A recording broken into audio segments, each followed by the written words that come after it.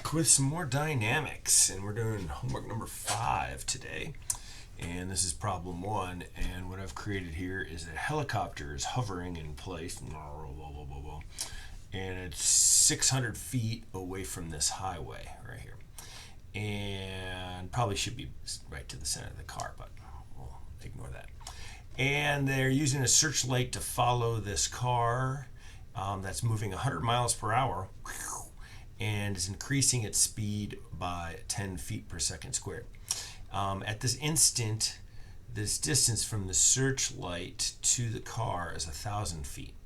We're going to ignore that the helicopter and the car are different elevations. We want to determine the required angular velocity. I guess it'll go beyond that way. Whatever. Of the searchlight and the angular acceleration of the searchlight. And we want to make sure that we use a coordinate transformation as part of our solution. So here is, this is not a great sketch. I should really try a little bit harder. I should make it'd be a good example, right? At least the helicopter was not a very good helicopter. It's still not a very good. This is more of a Magnum PI, if you're familiar with that kind of helicopter. Anyway. Maybe we'll give it like little runners right there, little things. I don't know. It's just not very good. But anyway, this is the big idea. I invented this problem. I think I invented this problem. I think so. I don't know. It's mine, I believe. All right. So, don't post it on Chegg. Okay, so what we know right now is we know the speed and acceleration of this car. So first of all, I'm going to get turn 100 miles per hour into feet per second, right? So 5,280 feet per mile, 3,600 seconds per hour, and I already did it, so it comes out to 146.7 feet per second. A good place to start, maybe, I know that I recognize as part of this right here that this is going to be polar coordinates, radial and transverse coordinates. We want to turn this horizontal motion into those, right? And it's just good practice to use the coordinate transformation array. Have some coffee left? Oh, I got some coffee left. It's cold, but I get my Merchant Marine Academy mug. It's the United States Merchant Marine Academy. Ooh, represent. Acting non-verbal. You could go ahead and look that up at usmma.edu. Look up my alma mater. Kings Point. All right, so we'll write out this vector. That's what we were doing. We're writing out the vector right here, and it's going to be a negative 146.7 I feet per second. I almost wrote meters per second.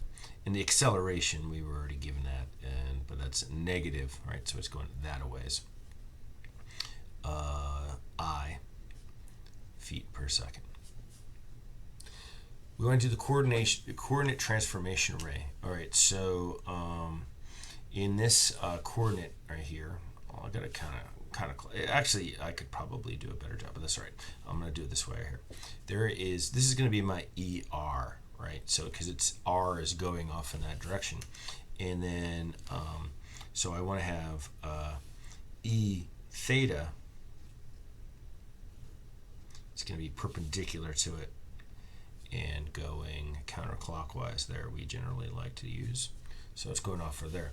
It's but here's our that's our J, J, and I'm going to make a little dash lines right there. It's good to extend these things. I think that makes it a lot easier to do the coordinate transformation array.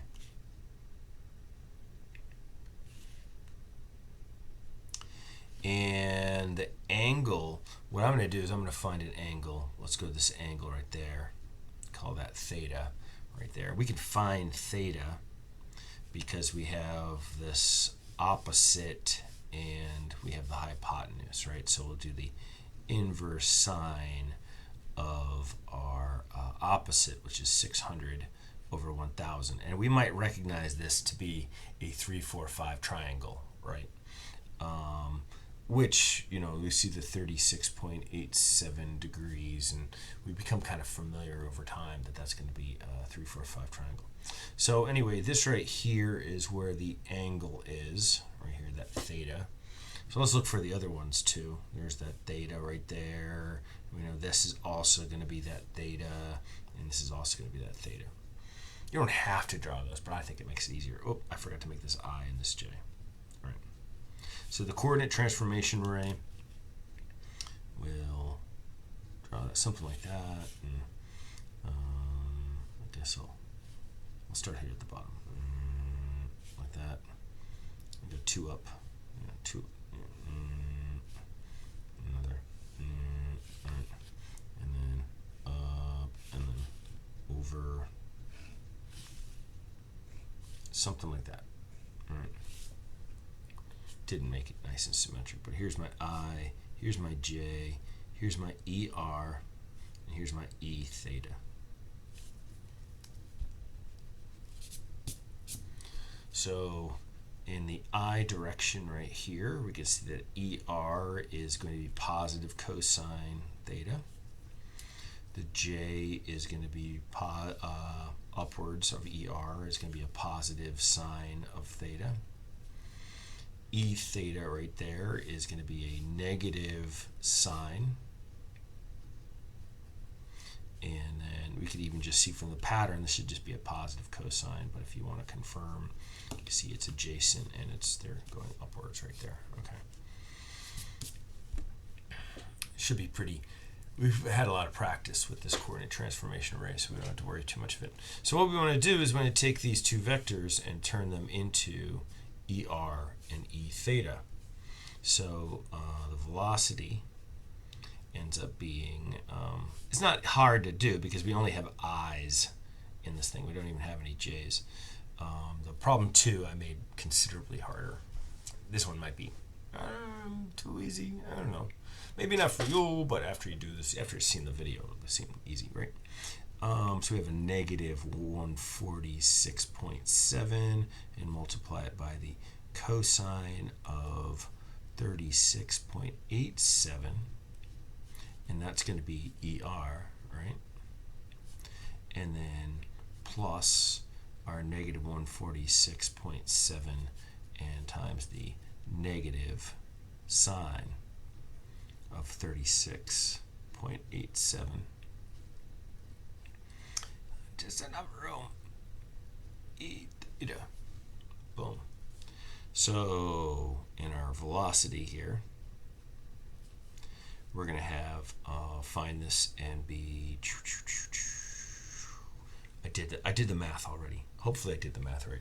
Get a negative 117.4, and that should be times ER, and so that's R dot, right? That's what we're doing. We found R dot plus, and then this one right here turns out to be 88, a positive 88.02.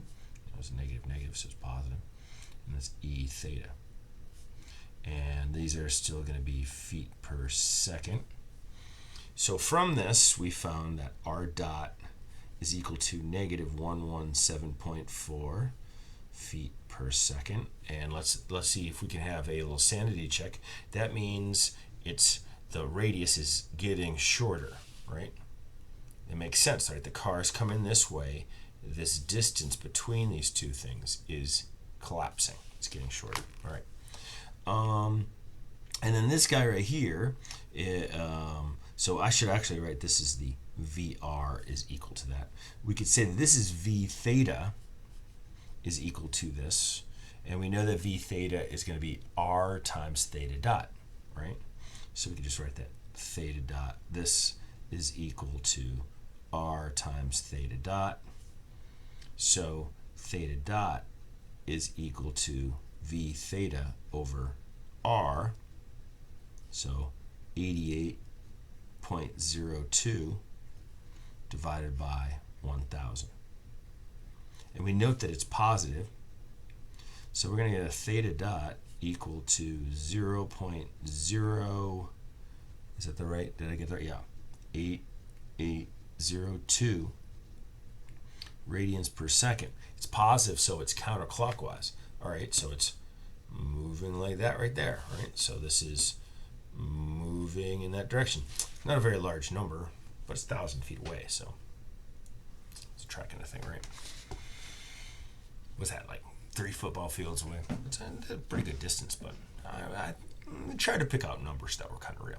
All right, so that's cool. We've answered one of our missions, but now we have theta double dot. So we have to use we have to do the acceleration and do the transformation array. Fortunately, we don't have to do too much because it's only in the eye. I'm going to move over here to the left a little bit to give myself some room. So the acceleration now in the transformation array is going to be -10, and also, you know, we're taking an I, and so we got it down the column right there, and times the cosine of our 36.87. Oh, and by the way, I mean, we know that that should be like, I think this is the 0.8, right? It should really just be 0.8. So we're I started to write that. It should be ER right there, right? And then there's no J to worry about.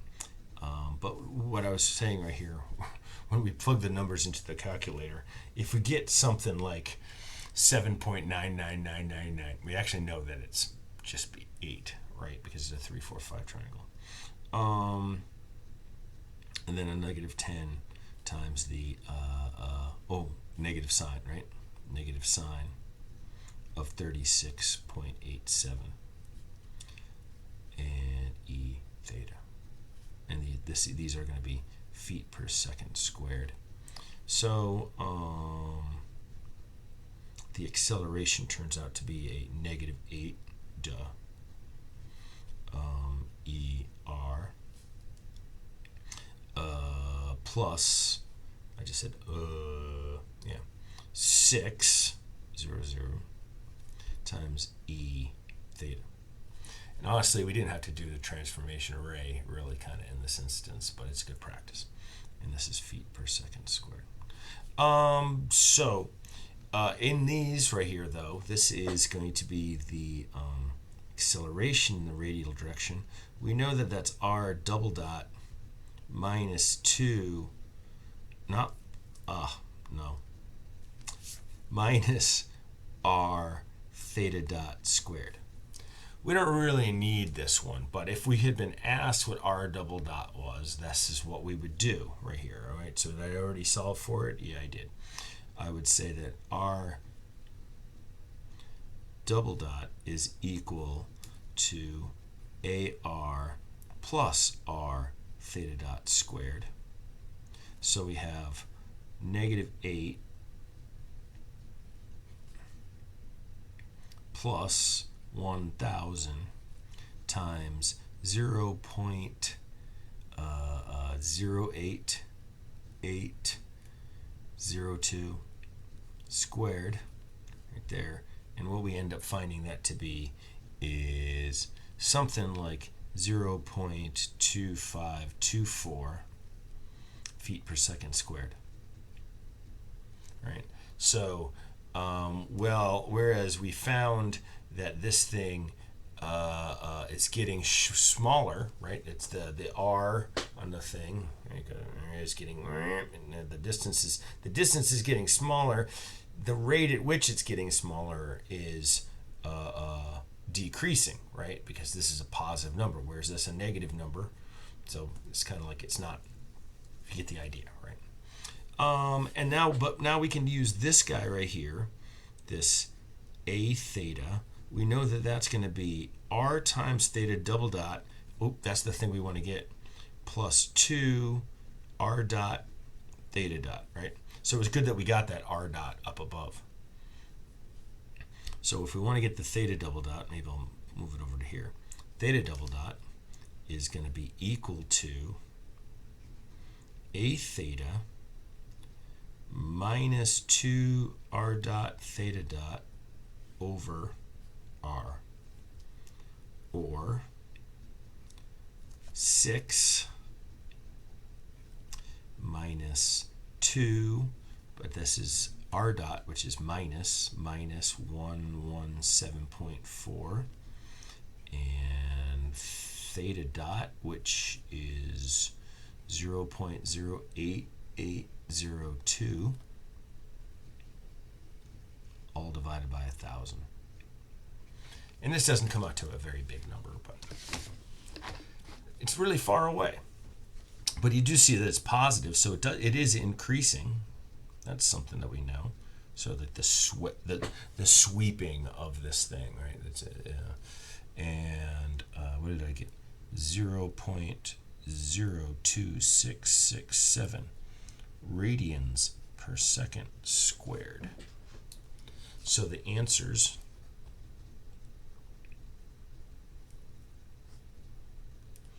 are theta dot is equal to 0.0880 radians per second, and I'll even say counterclockwise. Come back there. And theta double dot is going to be 0.0267 radians per second squared counterclockwise. I think of this as sort of a backwards problem, like we were trying to, we know the acceleration, in the absolute thing that's taking place, but now we want to go backwards and try to find what I refer to as the variables of interest right there. Let's make that look a little nicer. So those variables of these are variables of interest when we're going into the doing things in polar coordinates. So, and the next one is a much harder problem, and I'm interested to see if people can do that on their own and not rely on the video. Done.